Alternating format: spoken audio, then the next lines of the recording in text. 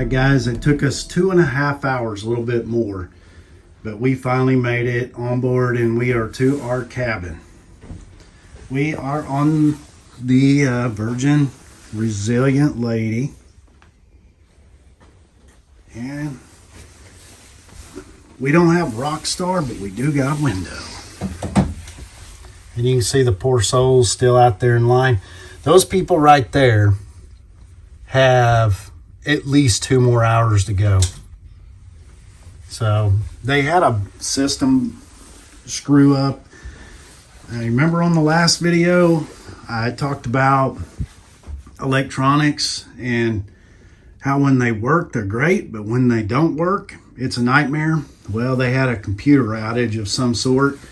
Their whole system went down, and this ship was not going to leave on time, I can promise you that. So the cool thing is you know, Sir Richard, he is actually on the ship for this cruise. He came by. He gave me a hug. Yeah, he gave Christina a hug, like, but "Oh, we no." didn't have our phones out. No. We didn't have anything out, and Oh, nice. so we missed that part of it. I did get a little bit of him, but anyway, Oh, this is cool.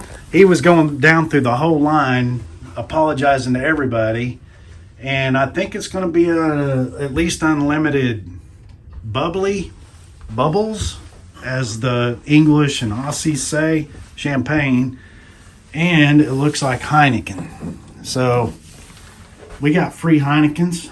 Ain't even had to pay a dime for booze yet on this one. All right, let me show you guys the bathroom, I guess, the head. So anyway, rain shower, little fiberglass shower, not bad. You got your hair wash and shampoo and all that good stuff. This is what usually extravagant sailor love.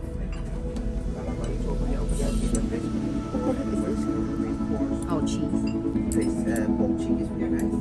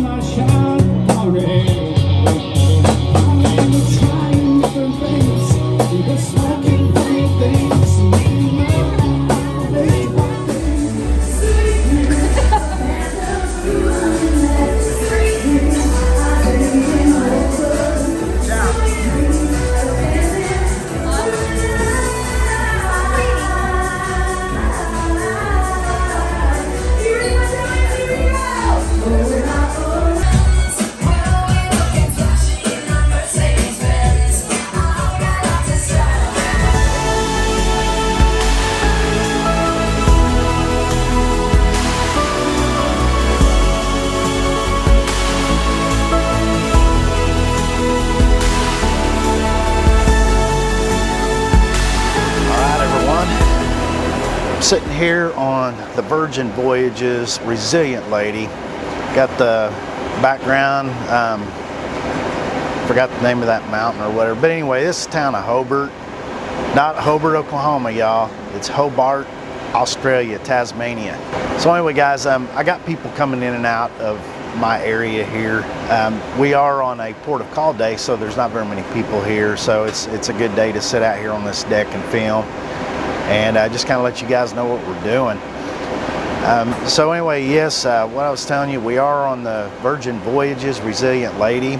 This is actually the Mermaiden voyage, the first time that Virgin has actually had a cruise that's been out of Australia.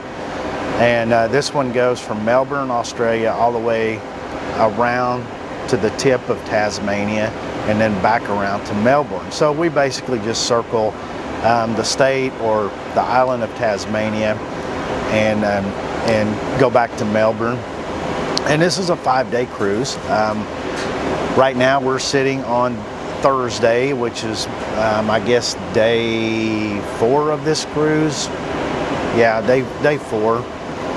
Tonight will be night 4, I guess, of the cruise, and today is Scarlet Night. So there's a lot of festivities that are going to go on board tonight. We will leave Hobart around 2 o'clock today, 2 o'clock in the afternoon. We've actually been here since early yesterday. We arrived in port like real early in the morning, and I vaguely heard the ship horn go off whenever we arrived in port. And so me and Christine got a chance to go see Hobart. But anyway, we'll talk about that in just a minute. And I'll tell you a little bit more about some of the stuff that we encountered. So day 1, embarkation day, we showed up a little bit early because we're overachievers, y'all. We don't like to be late for anything. Our boarding time was supposed to be 1400 hours, 2 o'clock in the afternoon. And so we showed up just a little bit early, maybe like 45 minutes. It was kind of a nasty day there in Melbourne, rainy, definitely cool and windy.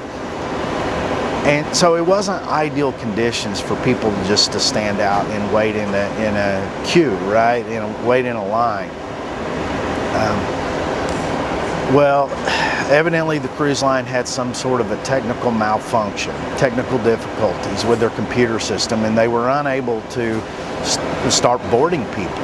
And so this caused a humongous line. You can imagine, like, this ship holds 2,500 passengers, which is not big, but good Lord, you could imagine if it was one of them ships that was 6,000 passengers and they had the same problem. Oh, it would have been another nightmare. But it's big enough. You got quite a few people standing out in line. And what was really kind of bad is that, the demographics of the people on board, there's a lot of older folks, and some of them are not as mobile and definitely ain't built or don't need to be standing out in the elements like they were, right? And they had no type of covering. I mean, there was cover available inside the port area, but it wasn't being utilized. And there was these older folks. Oh, you're fine, man. I got, what's Lahi? I'm Lohe. Lohe. He's bringing me a nice Corona. Thank you, sir. Oh, yeah. No better way to enjoy. But anyway, guys, so we're all standing out in line, and it was getting pretty tiring. Of course, we'd already checked in our main luggage, so we weren't having to, watch it, but we did have heavy backpacks and so on and so forth. But it got to be so bad. The line was so big and the wait was so tiring for everybody that Sir Richard Branson, he's actually on board, guys. He's actually on this cruise with us, and I guess he's like the owner of the company. I'm not sure. I might have to research that, but anyway, everybody knows Sir Richard, Virgin Records, and all that stuff. He actually came down the queue, came down the line, and was apologizing to everybody. And he was actually taking time to, you know, take selfies, let people take pictures with him. Before we could even get a camera ready, he had walked up behind Christine and put his arm around her and gave her a hug and said, "I'm sorry." And then he was on to the next passenger, but I missed that and I hated it. But I did get some video of him with some other passengers, which I thought was a nice touch. Say what you want to say about Richard Branson, and I don't know really anything about the guy. I have no clue, but I thought that was a class act of what he did to take time out of his day to walk down the line and, you know, just kind of lighten the mood for everybody waiting in line. I thought that was very classy, very cool to do. So anyway, we finally got on board, and it was probably around 4:45 for us. We barely had time to get to our room, change clothes, because we had a 6 o'clock dinner reservation at the Italian restaurant. I forgot the name of it. I'll think of it here in a minute. And so we had to hurry. We had to hurry up and take showers, clean up and everything, because we were nasty standing out in the freaking sun and everything else. And so we did. We changed clothes, went and did that. And the food there at the Italian restaurant was really good. The food on this entire cruise has been outstanding, but the best is yet to come in the story. So just hang with me on it. So we got some extra perks. Another thing that the cruise line did is they gave everybody unlimited bubbles, as you know, I guess champagne, how they say it down here in Australia or what have you. And so we all had unlimited champagne all night long. You know, normally on when the cruise is leaving the port, they'll give you like a complimentary champagne, and then you got to start paying. Well, because of the delay, they were being very nice about things, and I actually got some very good beers, and I didn't have to pay for none of them on top of getting some champagne. So there was a lot of drunk people on the cruise, but I will say this, Australians do keep their manners fairly well, and so it wasn't like some of the American cruises you hear about. So anyway, guys, after dinner, we just kind of went exploring around the ship and just seeing where everything was. I mean, this thing is so big that you've really got to kind of familiarize yourself with where everything is at, like all the different restaurants. And that's kind of what we did. We had heard through some of our research before we took this cruise was that, hey, bring a pair of pajamas, and I'm not talking about skimpy things or whatever. I'm talking about like Filipino swimming attire, those kind of pajamas, right? Because they're going to have a pajama party sometime. Well, on the ship, they do have printed out flyers so that you can kind of keep track of the day's events. We didn't even see this flyer because we were in such a rush because it took us so long to board, and it's just utter mayhem. There's people everywhere, and everything's so disorganized, and this ship is very connected to the internet way of doing things, right? So you've got to be on their app, and you've got to really be constantly monitoring the app to know what's going on. So anyway, back to the pajama party thing. When we were in Butuan, me and Christine both bought these really nice, probably the nicest set of pajamas I've ever bought in my life at the SM department store. I was real proud of these things, you know, and I'd really planned on making a lot of good jokes with the Filipino crew here, because there are a lot of Filipinos, about, you know, hey, I've got my Filipino swimming attire on. Where's the pool party at, you know? Just to joke with them a little bit. I was unable to do that because what they ended up doing is with all the technical difficulties, they ended up changing the venue of the pajama party to a different venue, and we had no idea where it was because we couldn't get on the app, and neither could most of the other passengers. And I noticed that because we got to go by sailor services to get to anything a lot of times from our cabin. We're down on the 5th deck, We actually got a sea view, as you can see, but so we go past Sailor Services, and there was always this humongous line, and it finally dawned on me why there was this huge line. Nobody could access the Wi-Fi on board. Well, if you can't access the Wi-Fi, you can't get on the app, and if you can't get on the app, you can't keep track of all these changes that they constantly make in the events of the day, and they constantly change things around, which is cool if the technology is working, but they already had a system outage, and then nobody could get on it. So we missed the pajama party, and I was pretty upset about that one. Actually, that was one of the events I wanted to go to. So anyway, we went to bed and got us a good night's rest. Got up the next morning, had an excellent breakfast. We went to Razzle Dazzle for breakfast, and they did kind of give us a hard time a little bit because we didn't have a reservation. But they went ahead and seated us accordingly. We did get scolded, but they went ahead and seated us accordingly, and we had a good breakfast. So day 2 was a sea day, and after breakfast we went, took a nap, and just kind of chilled out. Went and checked out more of the places on board and everything, and had a good time just kind of chilling out. That evening we had reservations at the Pink Agave, and now this is the Mexican food restaurant on board. That has been by far one of the finest meals I've eaten in my life. It was excellent. And guys, when I'm talking about a meal, these are like at least 3 or 4 course meals. A couple of different appetizers, and they were just so good. I had this guacamole and chips, but it was just, they do things really fancy on these meals.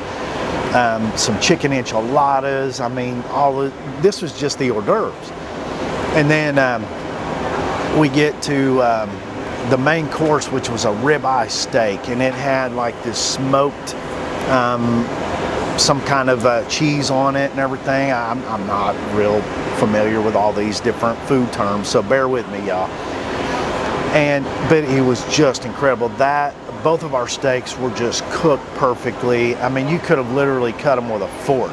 They were so tender and so delicious. And then we had chocolate tacos for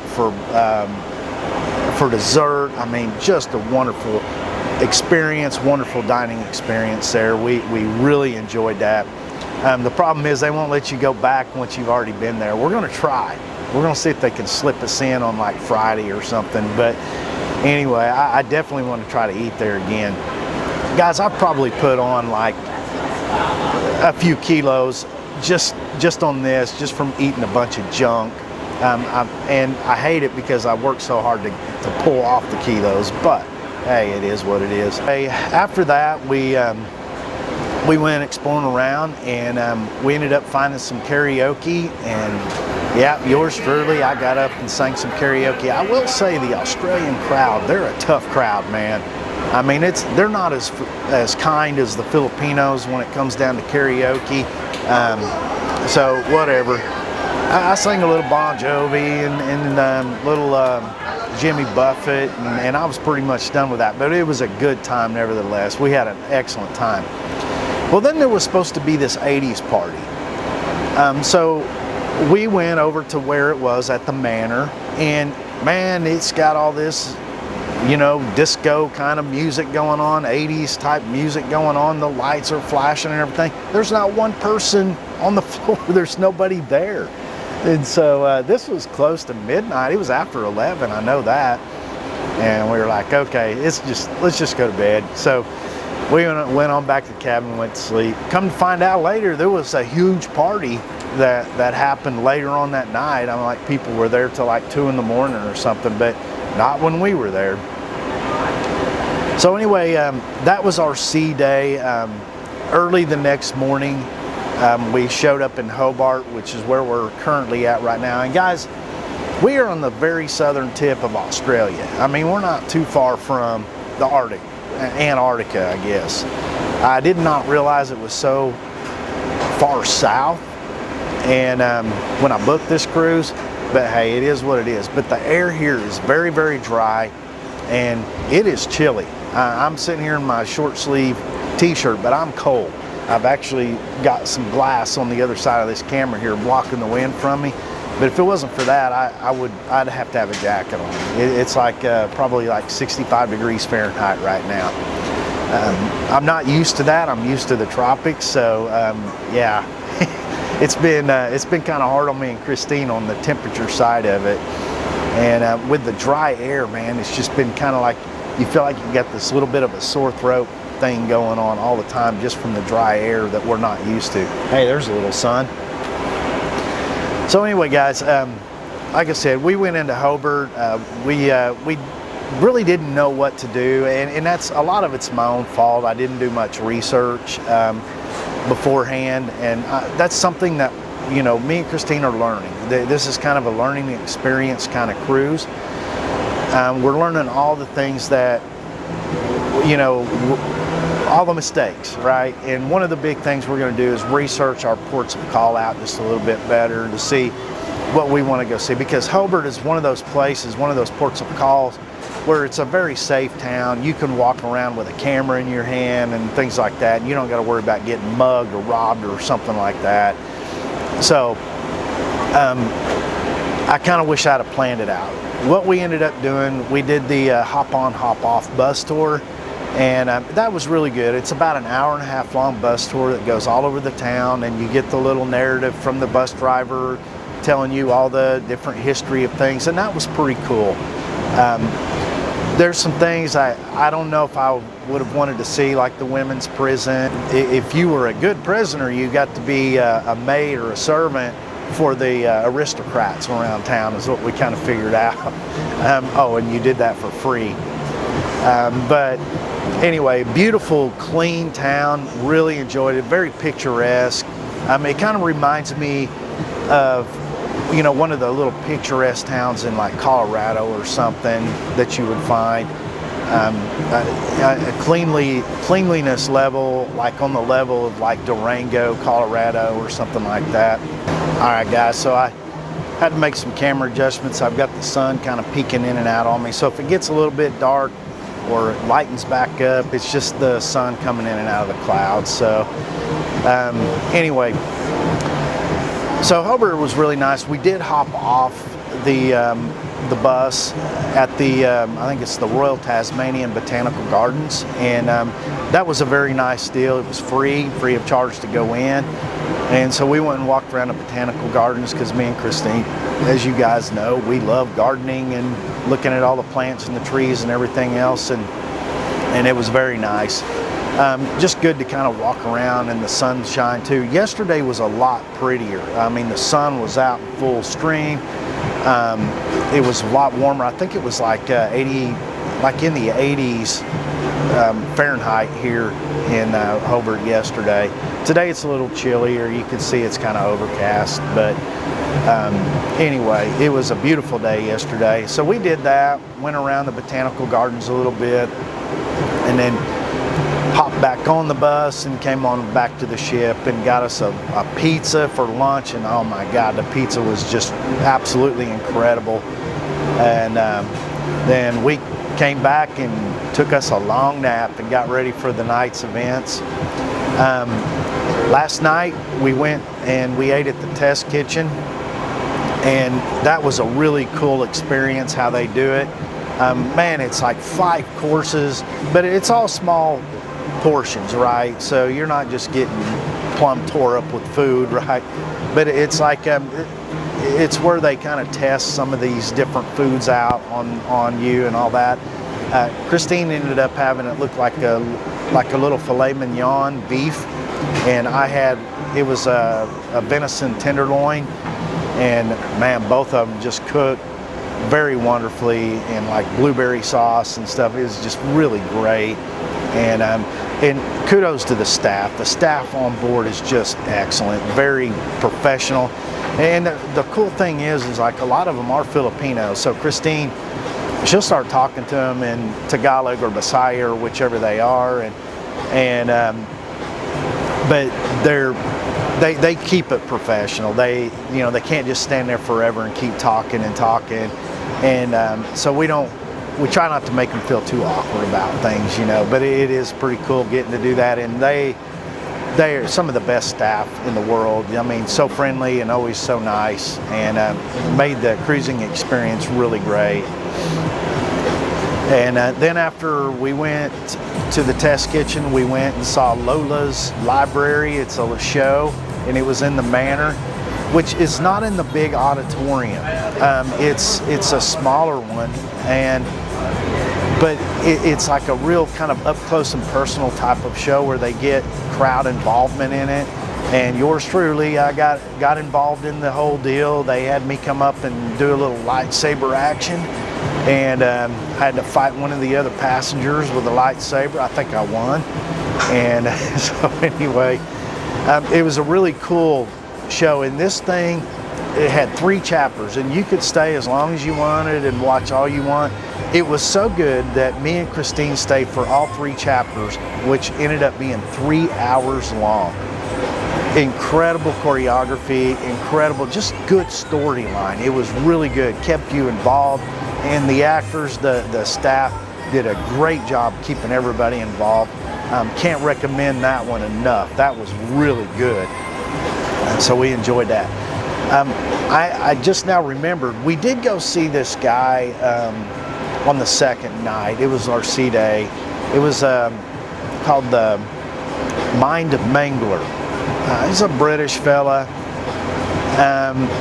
I can't really recommend that show that well. I mean, it was okay. It made you chuckle a few times. It was just a lot of just weird things, but I heard from other passengers too. They didn't really care for it, and neither did Christine and me. So just one of those things. It may be your type of comedy, not mine. But anyway.